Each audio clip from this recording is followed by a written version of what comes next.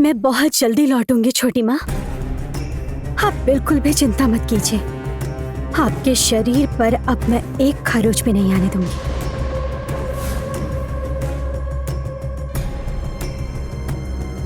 मैं चलती हूँ छोटी माँ। हाँ बेटा, ठीक है।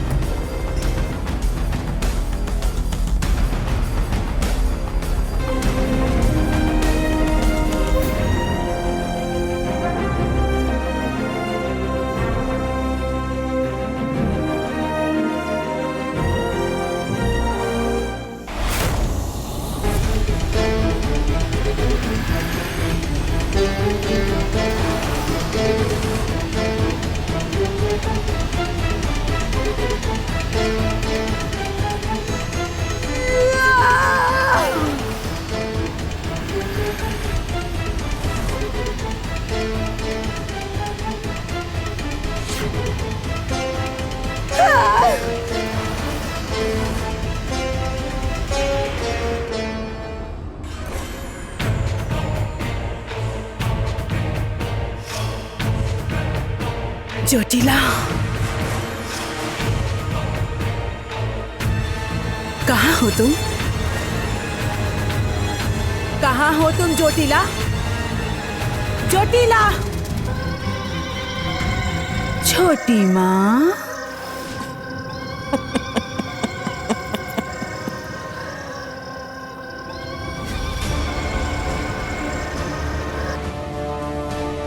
अरे ये क्या?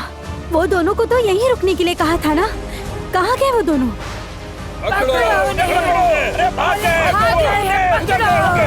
पकड़ो उन्हें! जल्दी!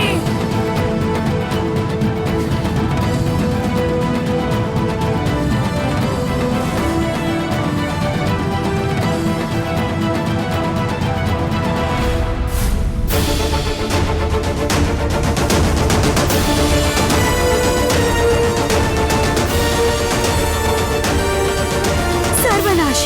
अरुंधति और अभिराज पकड़े कैसे गए? इतने सारे खरगोशों से आखिर हम उन्हें कैसे बचाएंगे? अब तुम बच नहीं चल पाओगी। चल, चलो जल्दी चल, चल। चलो चलो।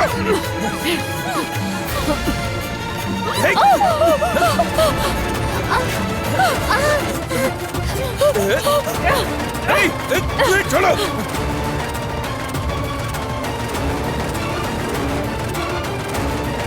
तुम्हारी बहुत बदतमीजी सह चुकी हूँ।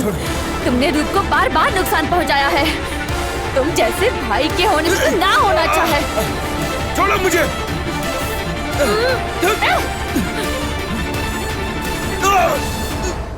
मैंने तुम्हें बहुत सहा है, बहुत सहा है। मैंने तुम्हें बहुत सहा है।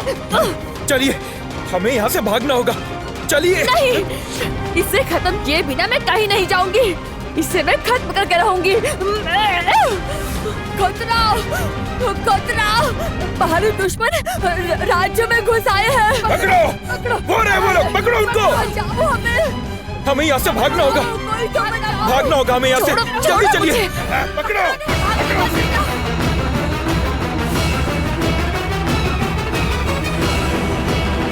पकड़ो उन्हें! भाग रहे हैं। रूप, भाग! भागो रूप! बिल्कुल भी नहीं, तुम्हें छोड़कर हम कहीं नहीं जाएंगे। हम लड़ाई करने के लिए तैयार हैं।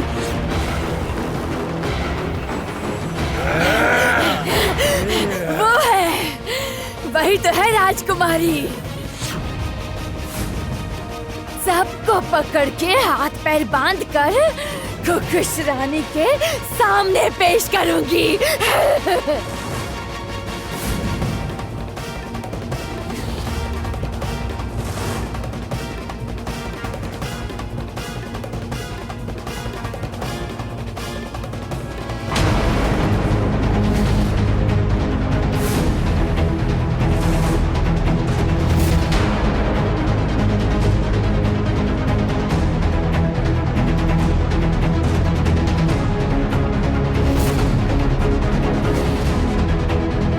राजकुमारी, अपने मुंह पर ये बांध दीजिए।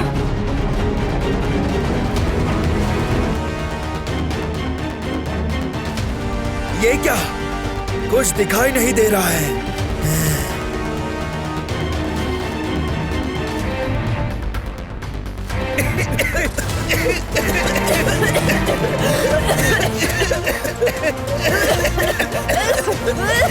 राजकुमारी, इस धुएं के बीच से आपको भागना होगा। अपने सारे साथियों को लेकर यहाँ से जल्दी निकल जाइए।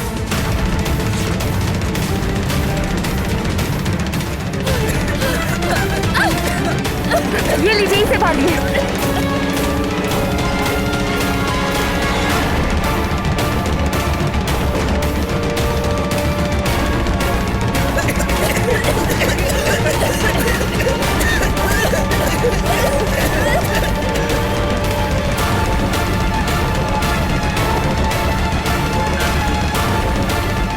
वहां पर आपके घोड़े खड़े हैं, आप लोग भाग जाइए।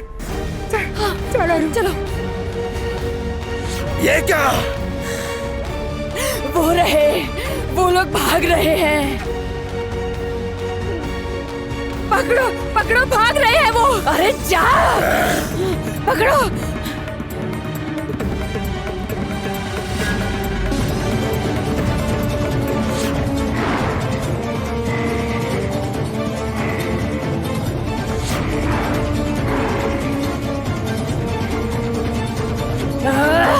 आंखों के सामने से भाग गए। खुकुश रानी अब हमें नहीं छोड़ेगी। इन इंसानों के दिमाग में इतनी अक्ल आखिर आती कहां से है?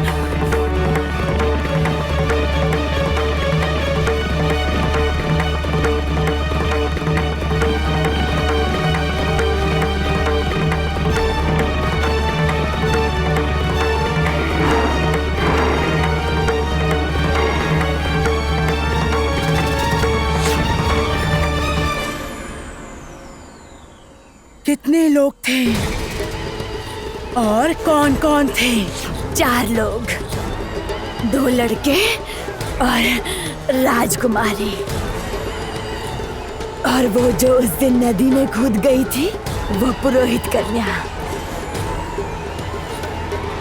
भागे कैसे वो लोग? घास काट रहे थे तुम लोग? हाँ? इतने सारे खुखुशों की सेना ऐसे ही पाल रखी है? इतनी आसानी से वो इंसान तुम्हारी आंखों में धूल झोंक कर भाग गए और तुम लोग? हाँ?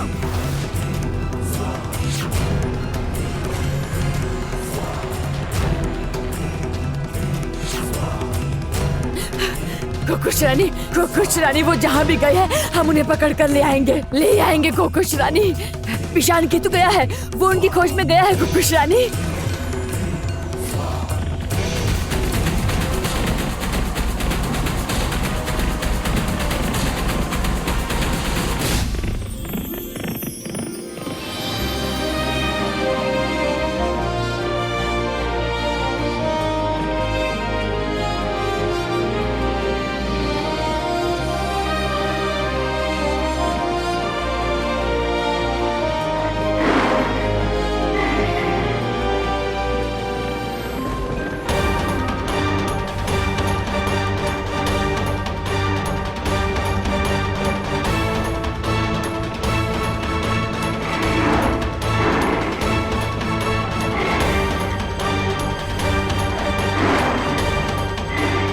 विशान केतु चीते के रूप में हमारा पीछा कर रहा है।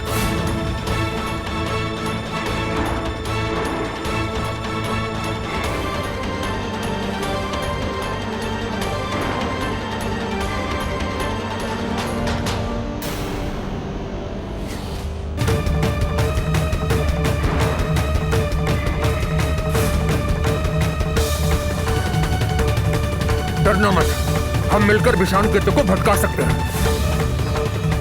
अभिराज,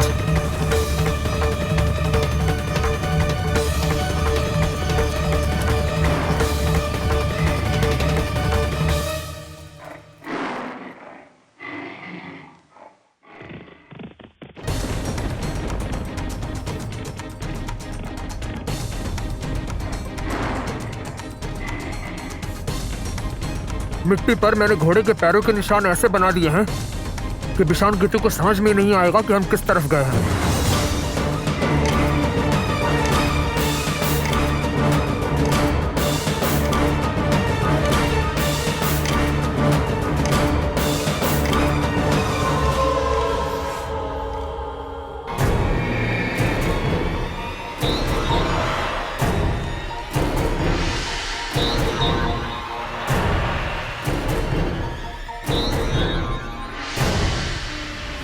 यहाँ से कहाँ चले गए?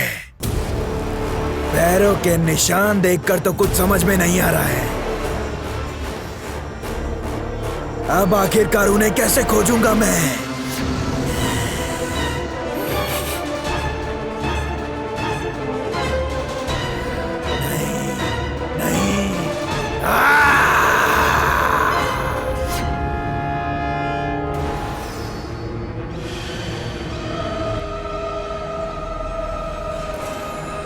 तुम्हारा इंतजार कर रही थी मैं जोटेला। तुम खुद आजाद हो गई और रूपमती को भागने में उसकी मदद भी की, तो फिर मेरा इंतजार क्यों कर रही थी? रूपमती को भागने में अगर मैं मदद करती तो तुम्हारा इंतजार मैं यहाँ नहीं कर रही होती जोटेला, ना ही तुम्हें यहाँ बुलाती। तुम्हारी खुखुस सेना पूरी तरह से निकम्मी है, ये बात तो मान लो जोटेला। अच्छा हुआ महाराज की पत्थर की मूर्ति इस राजमहल में नहीं है। अगर होती तो अब तक रूपमती अपने पिता को खोजती और उन्हें मुक्त भी करा देती। तुम्हारी इतनी हिम्मत, चिल्लाने की जरूरत नहीं है जोटिला। मैं तुम्हारे पाले हुए खुखुश नहीं हूँ और ना ही तुम्हारी दासी हूँ। तुम मुझसे ऊंची आवाज में बिल्कुल बात मत करना। एक बात अपने दिमाग में अच्छे से डाल लो, रूपमती अगर रूपनगर में लौट कर आई है वो किसी और के लिए नहीं, मेरे लिए आई है। इतना खतरा सिर पर लेकर वो लड़की इस राज्य में आई थी सिर्फ इसलिए क्योंकि उसकी छोटी माँ यहाँ तकलीफ में है। तुम्हारे लिए मैं काम करती हूँ इसलिए तुम मुझे धमका कर यहाँ रखोगी? इस गलतफहमी को अपने दिमाग से निकाल के फेंक दो जोटिला। मेरी बात के मुताबिक हर काम करने के लिए मजबूर हो तुम।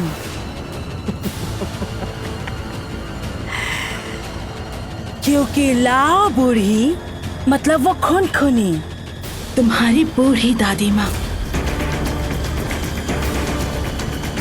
उसने तो तुम्हें लाओ नगर से कब का निकाल दिया है, क्योंकि तुम उनके साथ विश्वासघात करके भाग गई वहां से और उसके प्यारी नाती परमाश्री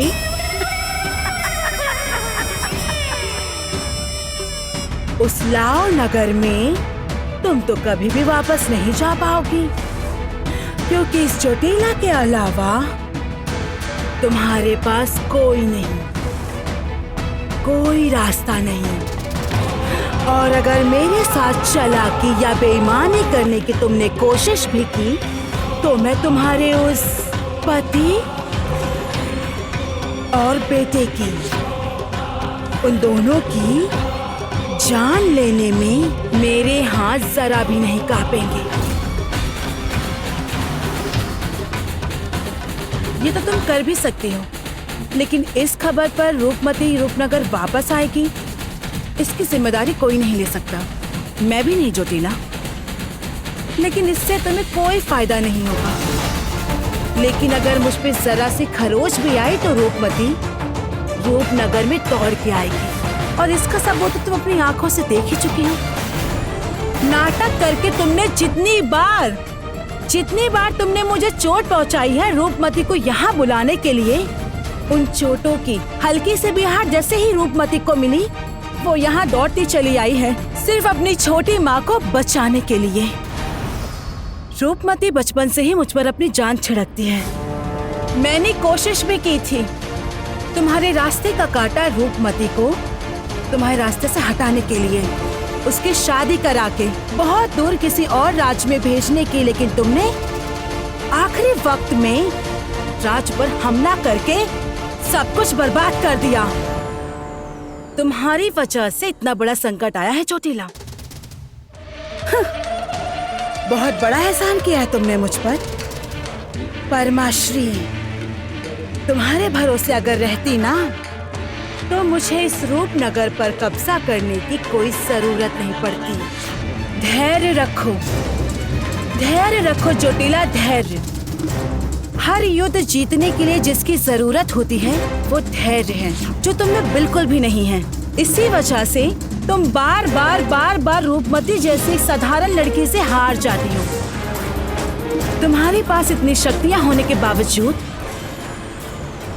गुस्से में या जल्दबाजी में जो भी फैसले तुम लेती हो वो हमेशा गलत होते हैं। मेरी सलाह को मानकर चलो चोटीला। रूपमती को पकड़ना तुम्हारे लिए और भी आसान हो जाएगा। ज्ञान दे रही हो तुम मुझे? तुम चोटीला को ज्ञान दे रही हो? हाँ चोटीला, खबरदार। अगर मुझे जरा से भी चोट पहुंचाई तो तुम अपना रास्ता खुद ही बंद कर दोगी। मुझे पता है रूपमती कहाँ है। मैंने ही उसे चालाकी से भेजा है। अगर तुमने मुझे चोट पहुंचाई तो रूपमती कहाँ गई है ये बात मैं तुम्हें नहीं बताऊंगी। कहाँ गई है वो? मेरे बिना तुम्हारी ये लड़ाई सफल नहीं होगी चोटीला। तुम्हारे पास माया शक्तियां हैं तो मेरे पास भी बुद्धि है, अभिनय करने की ताकत।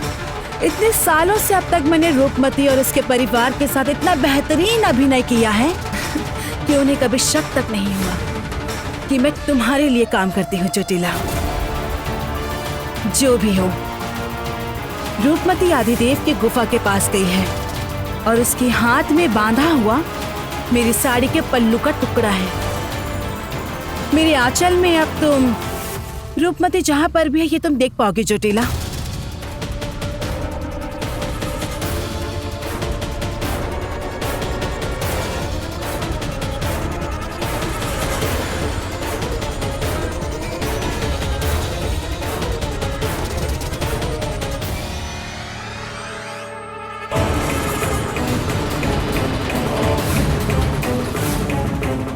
विशान के तो हमें खोज नहीं पाया, इसीलिए चला गया। खुदकुशियों का खतरा तो टल गया, पर अब हम किस दिशा में जाएंगे? छोटी माँ ने मुझे बताया था कि उसने बाबा को गुफा के सामने कैद करके रखा है। चोटीला का अब सबसे बड़ा लक्ष्य महाअमृत जल को हासिल करना है। मैं वहाँ का रास्ता जानती हूँ। अब हम सब वहीं जाएंगे, लेकिन अब घोड़े पर बैठकर नहीं।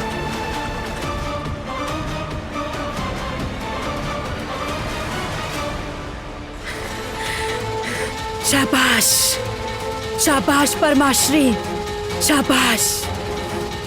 इतने सालों तक तुमने मेरे लिए काम किया है, लेकिन आज तुमने मेरे मन के मुताबिक काम किया है।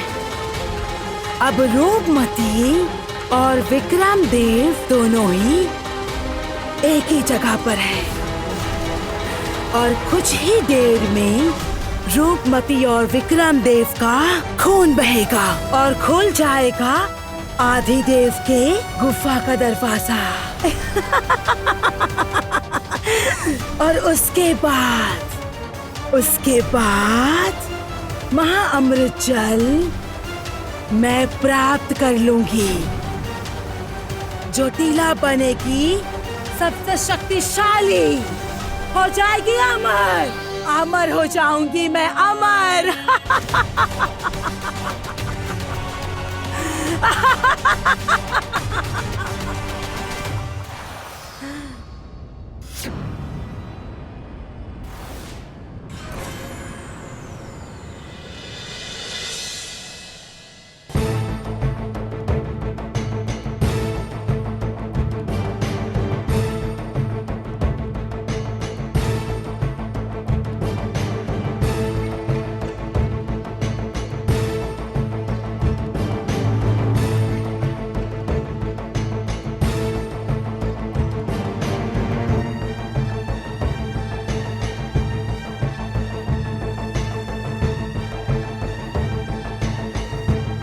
मैं पहले भी इस रास्ते पर आ चुकी हूँ। सही रास्ता चुनना होगा। अगर तुम सही रास्ता चुनोगी तभी मंजिल तक पहुंच पाओगी, नहीं तो हमेशा भटकती रह जाओगी और कभी पहुंच नहीं पाओगी। पिछली बार मेरे सामने तितली आई थी, लेकिन इस बार वो भी नहीं दिखाई दे रही। कितनी सुंदर थी ये जगह। एक तरफ फूलों से भरा रास्ता था और दूसरी तरफ कांटों से भरा रास्ता। लेकिन अब तो पत्थरों और धूल से भरा हुआ रास्ता है। चारों तरफ सूखे पेड़ हैं। इसका मतलब निश्चित ही वो सब माया से बना हुआ था। इस रास्ते पर जितना भी माया जाल था सब खत्म हो चुका है। इसका मतलब जोटीला ने आदि देव की गुफा में जरूर कोई ना कोई गड़बड़ की है। लेकिन रूप, अब हम किस रास्ते से जाएंगे? पिछली बार मैं जिस रास्ते से गई थी, अब हम उसी रास्ते से जाएंगे। चलो मेरे साथ।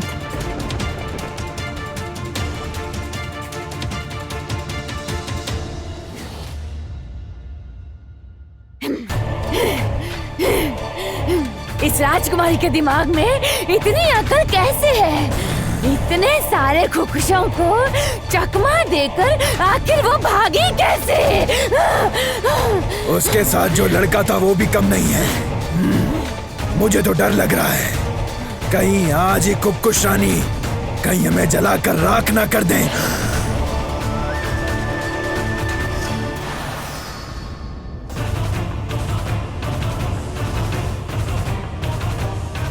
खुश रानी, हमने राजकुमारी को बहुत ढूंढा, लेकिन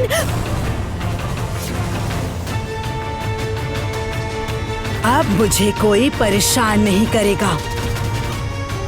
चलो।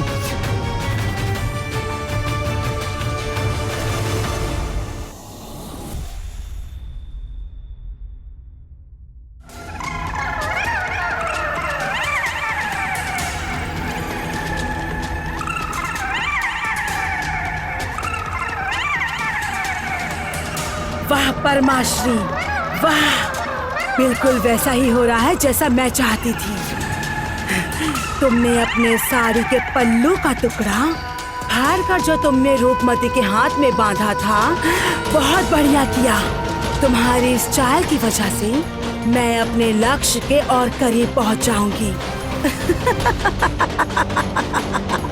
और बस कुछ ही पलों का इंतजार, और इसके बाद मैं अपना सपना पूरा कर लूंगी।